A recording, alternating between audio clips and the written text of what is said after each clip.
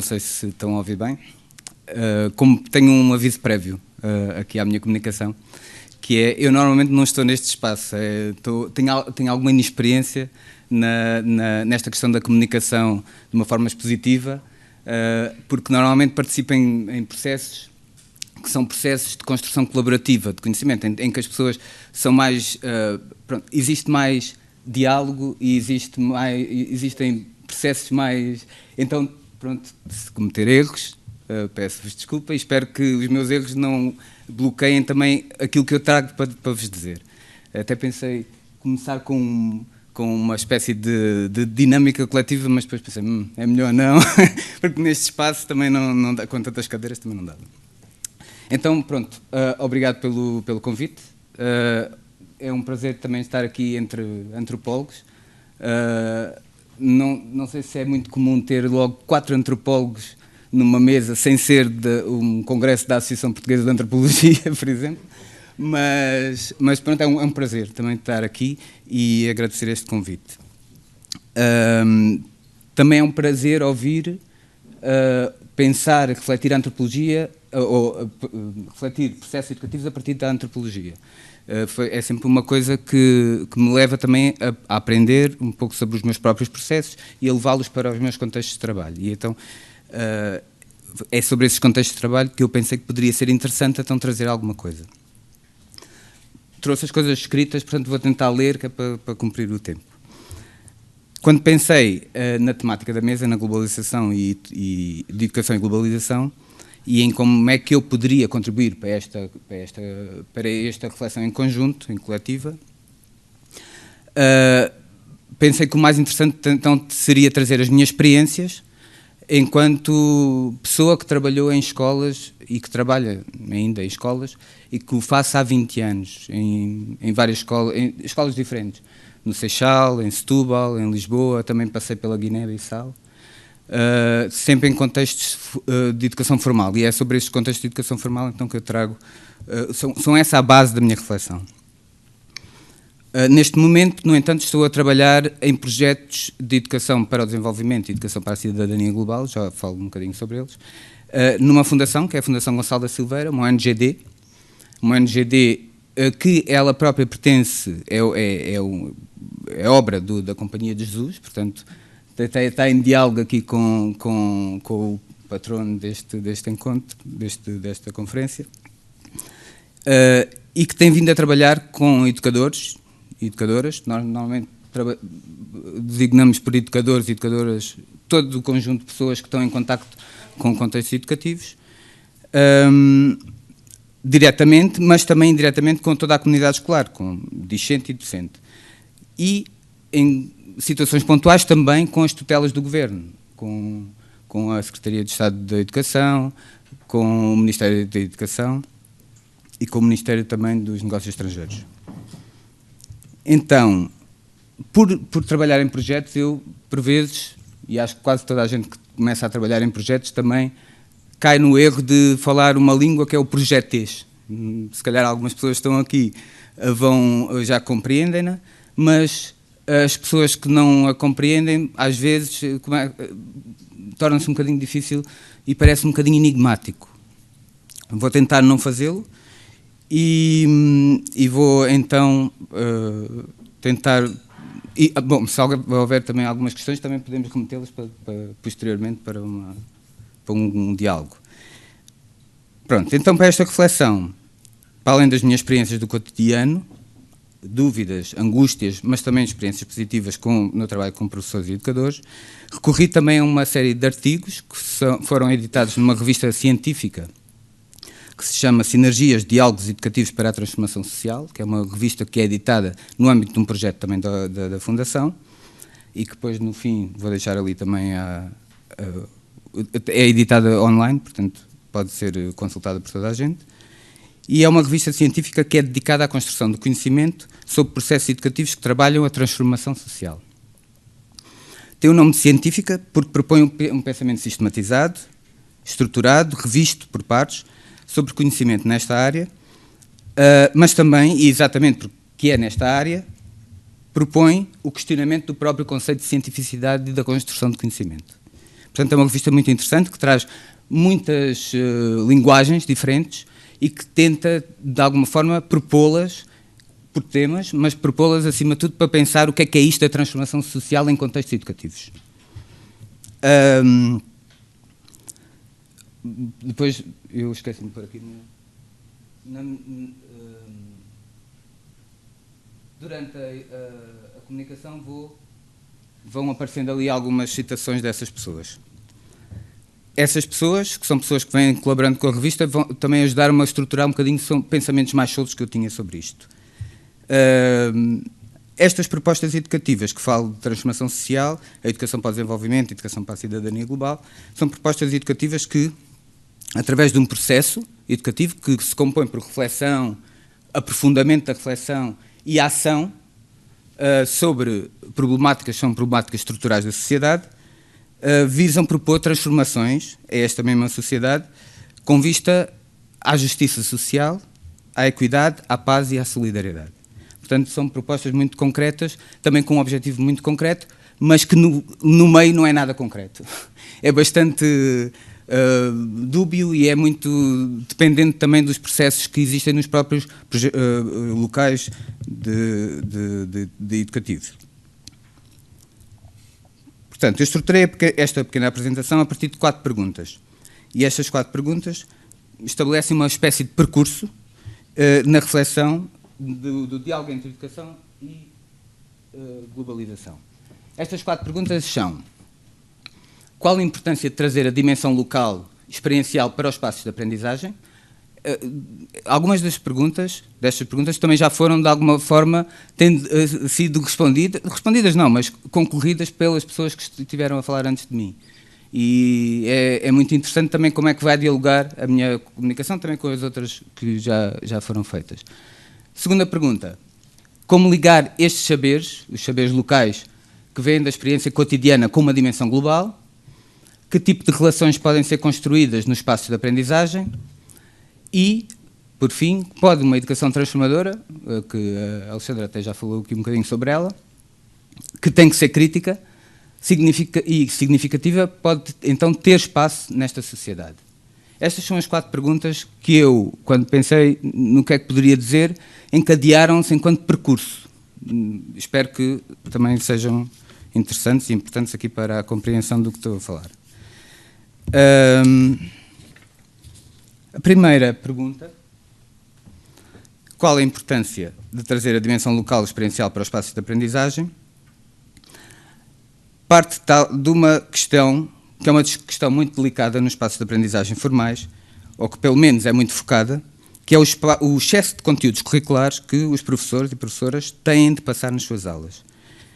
E por conteúdos curriculares entenda-se os conteúdos programáticos definidos pelas tutelas que os professores e professoras deverão cumprir todos os dias para que sejam posteriormente avaliados. E avaliadas, neste caso, os alunos. Mas também os professores, não é? Deveriam ser avaliados. Mas uma avaliação que fosse uma avaliação participada.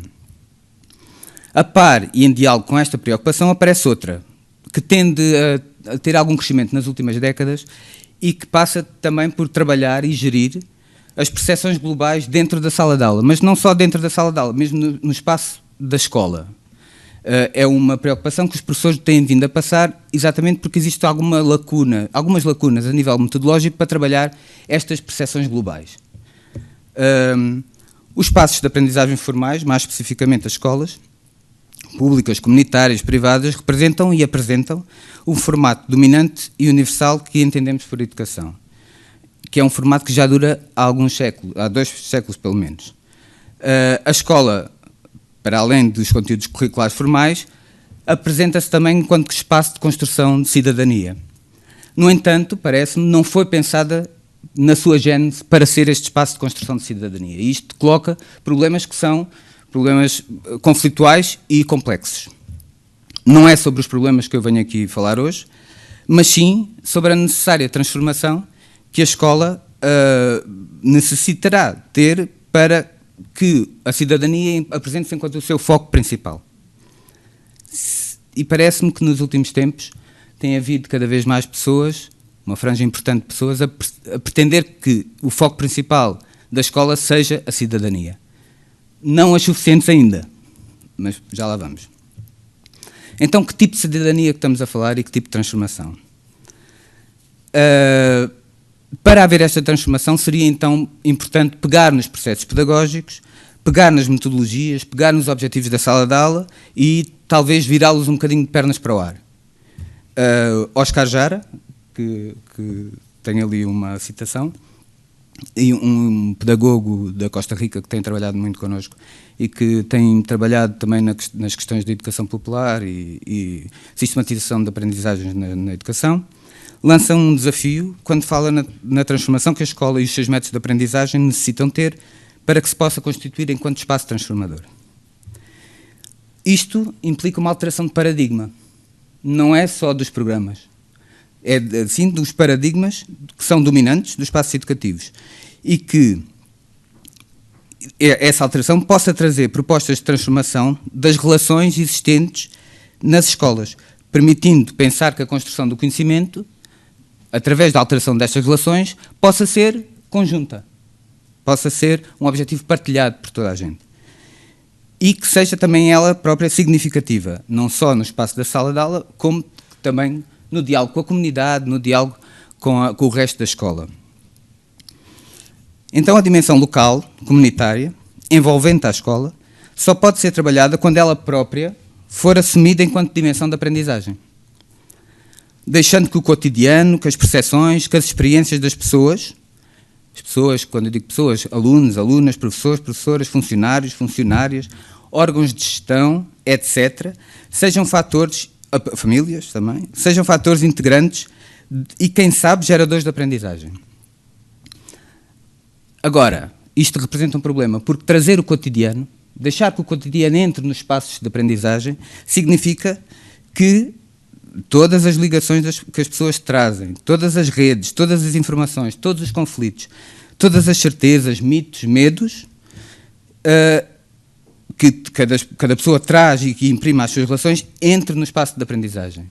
E isso conflitua completamente com o que é, por enquanto, vamos ver se muda, mas com o que é, por enquanto, a formação inicial dos professores. Não estão, muitas pessoas não estão, a não ser que tenham já em si a capacidade de gerir isto, muitas pessoas não estão preparadas para lidar com isto tudo, dentro da sala de aula.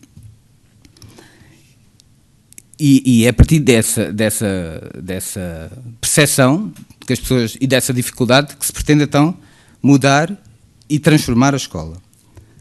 Pelo menos esta proposta que eu trago. Então, daqui parte-se para a segunda pergunta. E como ligar esses saberes que vêm da experiência cotidiana com a dimensão global? Já falámos aqui sobre globalização, podemos falar muito sobre globalização, podemos ir a muitas conferências sobre globalização.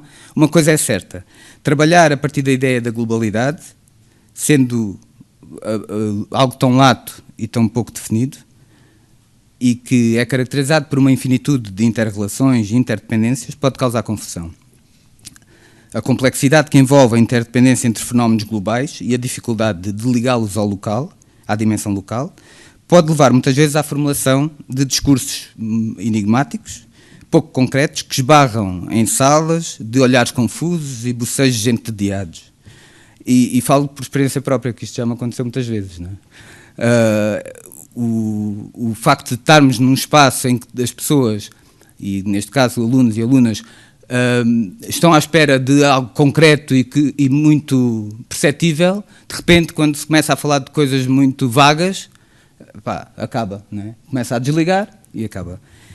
Então, qual é a proposta? É trazer para este diálogo, para o diálogo global, para o diálogo entre o local e o global, a experiência das pessoas. Mas, acima de tudo, fazê-lo criticamente. A Vanessa Andriotti, que trago aqui também uma citação dela, que é uma professora, educadora brasileira que está radicada no Canadá e que tem vindo a desenvolver um trabalho muito interessante e muito importante nesta ideia de o que é, qual é o papel da cidadania global crítica. Fala, na sua reflexão sobre a importância deste fator crítico nos processos, fala dos perigos que pode representar para a escola e outros espaços de aprendizagem não compreender as questões globais a partir da complexidade que elas apresentam, mas sim compreendê-las através das projeções de crenças e mitos universais que levam a que nos processos de aprendizagem, seja educadores, sejam aprendentes, as relações de poder e violência sejam reproduzidas. E relações que muitas vezes são herdadas de processos de poder autoritário e vertical, como por exemplo os processos coloniais, especialmente relevantes no contexto atual, nacional e global. Então existem muitas formas de trabalhar a complexidade que caracteriza a relação entre o local e o global em contextos educativos. Uma forma possível, que neste momento na Fundação estamos a experimentar, e enquanto instituição, é de propor em escola, em espaço escola, propor ligações entre o cotidiano local e as percepções globais, entre pensar e agir individual e o pensar e o agir coletivo, construindo em conjunto formas de cidadania solidária, participativa, ética, a partir de temáticas específicas. Por exemplo, vou dar um exemplo de um projeto que começou agora há pouco tempo. É um projeto que está a ser desenvolvido em 2 escolas, uma em Benfica, outra no Lumiar, e que tem como objetivo trabalhar temáticas globais como a soberania alimentar, a sustentabilidade socioambiental, a partir das experiências e do conhecimento que cada pessoa, professores e alunos, têm sobre as temáticas. Para isto, utiliza-se não o espaço letivo, mas espaços não letivos da escola. Rádios escolares, cantinas, hortas, clubes, etc. Fazendo com que o objetivo deste projeto faz com que a participação dos alunos nas políticas da escola seja efetiva. Pelo menos pretendemos que assim seja. Ainda não chegou até ao fim o projeto, mas pretendemos que assim seja.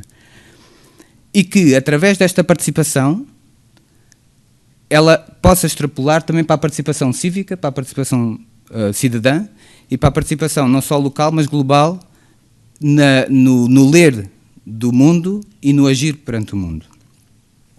A possibilidade da existência destes espaços, que são espaços experimentais, de reflexão, participação e ação, nas escolas, quando trabalhados e quando seguros, não é?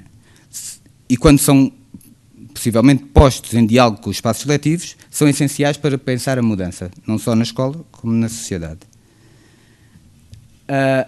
A Alessandra Boni e o Sérgio Belda, que são também 2 professores universitários do Instituto Politécnico de Valência, que têm trabalhado connosco em vários outros projetos, também na revista Sinergias, portanto vão ler, que é muito boa, expõem-nos a importância para a construção de uma cidadania global crítica, a importância para a construção de uma cidadania global crítica em espaços como a escola, ser pensada, a escola, ela própria, enquanto espaço gerador de participação, permitindo que, nos seus espaços formais e informais, se criem espaços coletivos. Este formato de participação coletiva resulta crucial para um reconhecimento do que é uma cidadania solidária radical. E quando se fala de radical, fala-se uma cidadania solidária que vai à raiz do problema e que não seja paliativa. Portanto, que não mascare os problemas, mas que haja perante eles. Para isto é necessário que a colaboração entre pessoas não seja vista como uma ferramenta só metodológica, mas que também seja uma dimensão em si do processo de aprendizagem transformador. A colaboração entre pessoas nas escolas, assente também nas relações entre pessoas nas escolas, leva-me à pergunta seguinte. Que tipo de relações podem ser construídas nestes espaços de aprendizagem? Bom, do meu ponto de vista, e a partir também da experiência dos inúmeros projetos e iniciativas de colaboração entre pessoas que têm participado, a colaboração efetiva apresenta-se como uma forma mais coerente de se trabalhar nas escolas, quer entre educadores, quer também nas propostas metodológicas a apresentar e a trabalhar com grupos de alunos. Os processos colaborativos, quando trabalhados enquanto dimensão transformadora, permitem o reconhecimento das diferenças e complementaridades entre pessoas, objetivando e definindo o contributo de cada uma delas no processo. Permitem também, e isto parece-me muito importante, que cada pessoa reconheça o que sabe, que cada pessoa reconheça o que o outro ou a outra sabe, e cada pessoa reconheça o que nós em conjunto não sabemos. Portanto, a partir daqui, e tendo em conta este reconhecimento, é possível construir em conjunto, de forma crítica e reflexiva, uma transformação social. No entanto, as relações colaborativas, como vocês provavelmente saberão e sentirão, as relações colaborativas não são fáceis e são elas em si próprias são complexas e estão quase sempre em transformação. Perante a incapacidade de prever um sistema complexo como é o que vivemos, caracterizado pela incerteza, pelo aleatório, pelo não equilíbrio, só nos resta construir individual e coletivamente, de uma forma dialética, o futuro. Luísa Teotónio Pereira, que não está aqui escrita, mas que é uma pessoa que nos acompanhou enquanto diretora do SIDAC, que é outra ONGD, e que neste momento trabalha enquanto diretora executiva do Global Education Network Europe, fala-nos, e eu cito, que da nossa capacidade de imaginar o futuro dependerá o sentido e o impacto, sempre incerto, da nossa incorporação pessoal e coletiva, mas será sempre única e desejavelmente criativa no processo de transformação em curso que incansavelmente nos transforma. Para terminar, e com esta citação, passo para a última pergunta, que é: pode uma educação transformadora crítica, significativa, ter espaço nesta sociedade? Responde-se quase com outra pergunta, que é: e quando se fala em transformar para o quê? A percepção de que a educação contém em si própria transformações positivas ao indivíduo e à sociedade é tão antiga como o próprio ato de educar, mas muitas vezes é enganadora. Evoco os dias de hoje, os processos sociopolíticos que vivemos e que por vezes são tão complexos de entender para ilustrar esta dificuldade. Então vou ao tema quente do momento, que é as eleições brasileiras. Então trago um exemplo, não sei se vocês viram, foi um vídeo viral. Por acaso ainda pensei em trazê-lo e esqueci-me. Trago um exemplo de uma situação que aconteceu há pouco tempo durante as eleições presidenciais brasileiras, que traduz as dificuldades em lidar com a complexidade no que diz respeito às ligações globais atuais e às relações entre pessoas e o mundo. Vou então ler porque parece-me que consegui mais ou menos esquematizar aquilo que vi. No YouTube aparece uma imagem na cidade universitária, que era o colégio eleitoral aqui em Lisboa, parece-me, de um eleitor brasileiro. E estas imagens são difundidas à porta dessa mesa eleitoral. Ele, nas imagens, dirige-se a outras pessoas, também brasileiras, também eleitoras, mulheres, justificando a sua escolha eleitoral com uma série de características que ele atribui a si próprio, escolhendo 3 dimensões diferentes: a etnia, neste caso a cor da pele, a nacionalidade e a ideologia política. Ele, um brasileiro eleitor, votante, responde às acusações de racismo que as senhoras estavam a vociferar, com a frase: sou branco, italiano e fascista, descarregando um norte civilizado e intolerante num sul que o ouvia indignado. Portanto, ele carregou-se a si próprio para um outro contexto identitário de que não o brasileiro, para falar ali com elas. Nas horas e dias seguintes surgiram inúmeras leituras, sendo que destacava uma que me parece importante para esta comunicação. Nessa leitura de um jornalista foi defendido que, hipoteticamente, esta pessoa, num outro momento contextual, no mesmo país, por exemplo, aqui em Portugal, seria facilmente vítima de estereótipos relacionados com a sua condição de cidadão brasileiro. Lido assim à distância, pareceu-me que esta pessoa, no seu ato de esgrima identitária, que manteve com as outras pessoas, que todos estavam carregados de uma informação contextual de um Brasil eleitoral e conflituoso, exerceu um poder simbólico que, no seu entender, lhe dava alguma vantagem sobre as restantes pessoas. Talvez não brancas, não vimos, não italianas seguramente, e não fascistas. e, também muito importante, eram mulheres. Recorrendo ao pensamento da Vanessa Andreotti, este homem, na tal hipotética situação que poderia ser, por exemplo, uma entrevista de trabalho, ou um telefonema para alugar uma casa, ou mesmo uma reunião de pais numa escola, na escola do filho ou da filha, poderia facilmente ser vítima de um conjunto de projeções que compõem o mesmo arquétipo simbólico que ele utilizou contra as mulheres com quem estava a trocar acusações. Então, aí nessas situações hipotéticas, seria ele, o Sul, a quem o Norte descarregaria todas as suas intolerâncias e ideias civilizacionais. Este exemplo parece-me que espelha a complexidade que identidade, processos democráticos, ideologia política, crise económica, mobilidade, história, colonialismo, redes sociais pode trazer a uma situação que durou apenas poucos minutos. Serve também para ilustrar quanto projetos e iniciativas que promovem o pensamento crítico são essenciais para os contextos de aprendizagem nos dias de hoje. E não o digo com a intenção de que uma pessoa, por exemplo, aquela pessoa, tenha a capacidade de não exercer poder sobre outra, mas antes que as pessoas possam, através de um percurso educativo crítico, ler a complexidade das situações, que tenham capacidade de refletir sobre as diferentes camadas, desde que desconstruírem e agirem de acordo com uma cidadania global crítica, reflexiva e solidária. Fosse este o processo, provavelmente a discussão à boca da urna não seria um exercício de poder identitário, mas sim uma discussão sobre propostas de ação política que os candidatos traziam ao eleitorado. E que, se calhar, essas imagens a serem gravadas não seriam muito virais. Então, termino só com 3 pensamentos que me parecem importantes para a escola de hoje em dia e para esta possível transformação social que pode começar na escola, ao qual a escola pode também contribuir. Não existem pessoas com superpoderes nas escolas que conseguem mudar o mundo. A dimensão coletiva da aprendizagem é um ponto fulcral na transformação social. Ponto 1. Ponto 2. É importante pensar-nos enquanto seres sentipensantes, em que sentem e que pensam e que necessitam de relações positivas e de vivência experiencial e significativa em coletivo.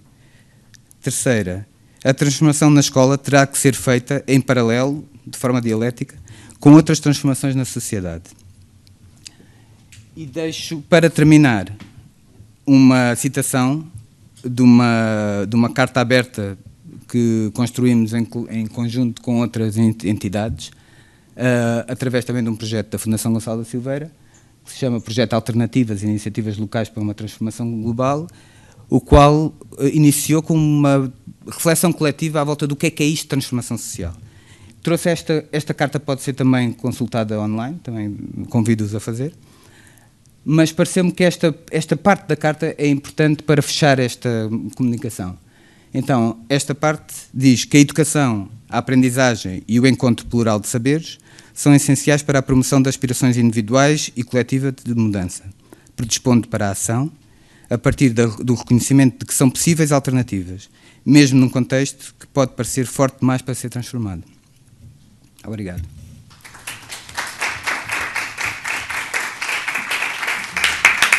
Muito bem. Eu agradeço ao Hugo e bom, eu não resisto porque, de facto, nós temos aqui uma mesa sui generis, temos 4 antropólogos e um gestor a debater.